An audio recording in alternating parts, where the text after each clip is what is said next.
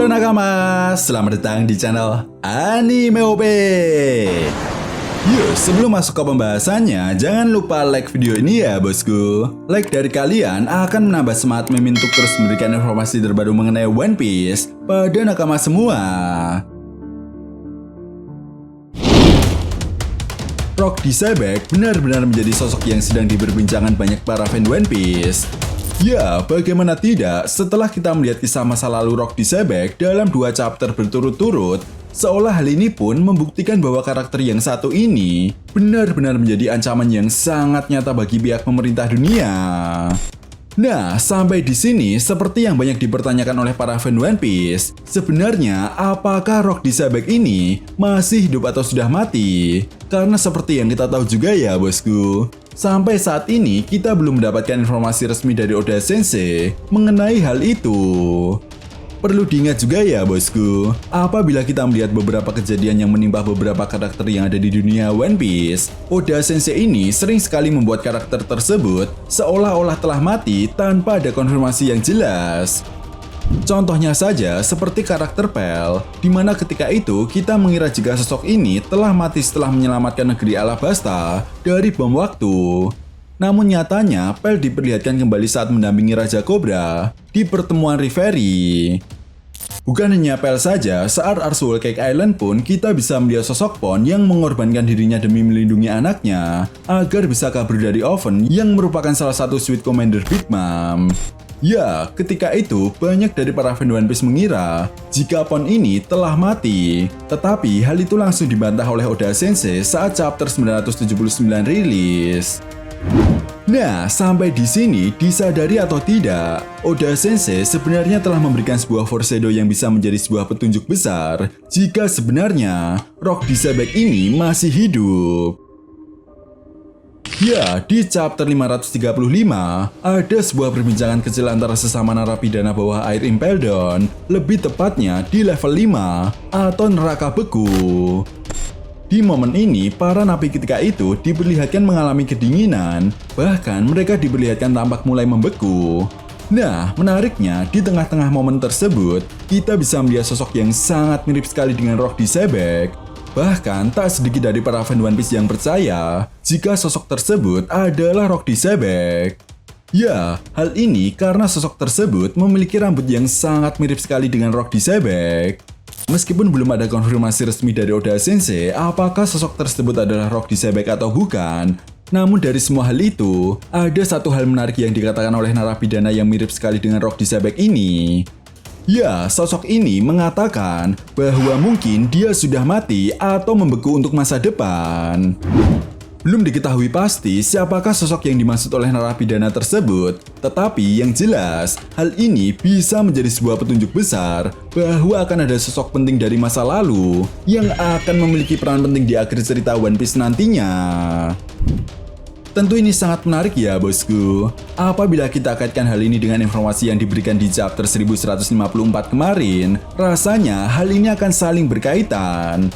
Ya, ketika itu Jarul menjelaskan kepada Raja Harald tentang organisasi Galela, prajurit bangsa raksasa yang dikenal sebagai pembuat kapal raksasa kuno yang sengaja dibekukan oleh pemerintah dunia.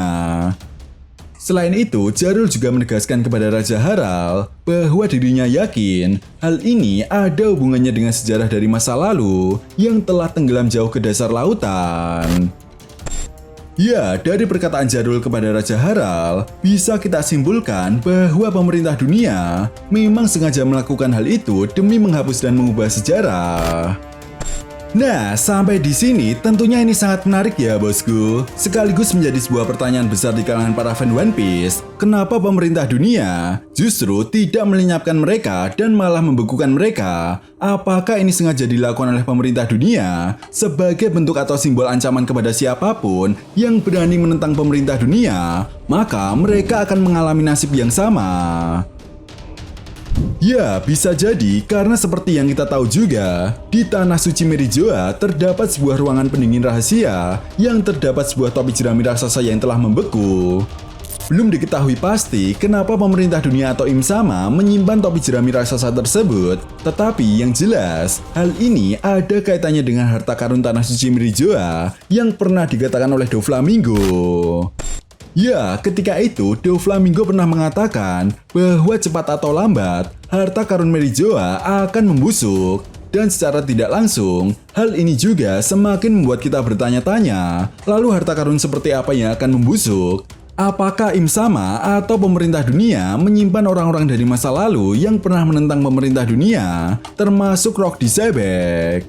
Jika iya, rasanya akan sangat masuk akal kenapa di Bank Hazard yang merupakan bekas laboratorium milik pemerintah dunia, terdapat sebuah ruangan pendingin raksasa yang juga digunakan untuk tujuan yang sama, yaitu mengawetkan mayat. Nah, jelas sampai di sini saja, lagi-lagi hal ini pun menimbulkan sebuah pertanyaan besar di kalangan para fan One Piece. Lantas apa untungnya mengawetkan tubuh Rock D. Zebek atau orang-orang yang dulu pernah menentang pemerintah dunia? Dan apa yang bisa dilakukan oleh Rock D. Zebek serta orang-orang yang pernah menentang pemerintah dunia dari masa lalu yang saat ini telah membeku pada dunia One Piece? Apakah keberadaan mereka semua dapat mengguncang dunia One Piece? Nah, tentunya kalian semua para fan One Piece sudah tahu betul bahwa pemerintah dunia ini begitu merahasiakan semua hal yang berhubungan tentang abad kekosongan atau Void Century. Bahkan siapapun yang melihat atau mengetahui tentang sosok Im Sama harus segera mereka musnahkan. Itu sebabnya kalau keberadaan Rock D. Zebek dan juga orang-orang dari masa lalu yang pernah menentang pemerintah dunia ini diketahui oleh seluruh orang yang ada di penjuru dunia One Piece, maka sudah dapat dipastikan hal ini akan mengundang seluruh masyarakat yang ada di dunia One Piece untuk mengetahui siapakah sebenarnya Rock D. Zebek ini atau orang-orang yang pernah menentang pemerintah dunia dan mengapa dia sampai terbunuh serta kenapa dia dibunuh.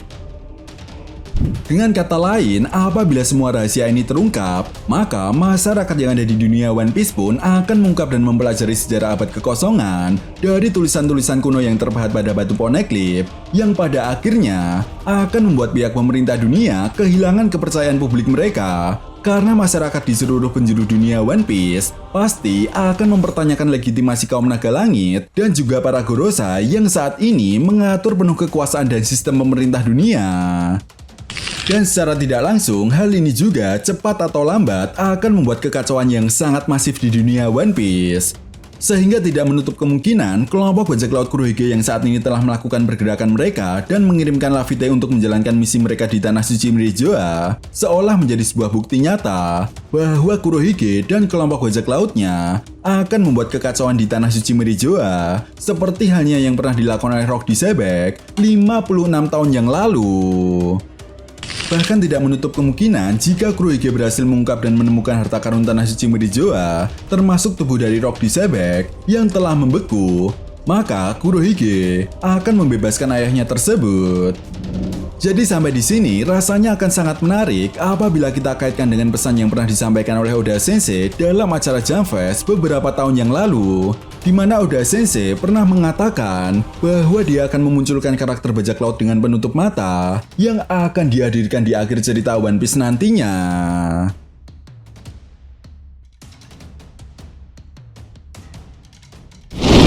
Nah, itu tadi merupakan pembahasan tentang apakah Rock D. Zebek masih hidup atau tidak. Jika kalian punya pendapat lain atau teori tentang pembahasan kali ini, silahkan tuliskan pendapat kalian di kolom komentar ya, bosku. Oke, sampai di sini dulu pembahasan kita kali ini, and see you next time.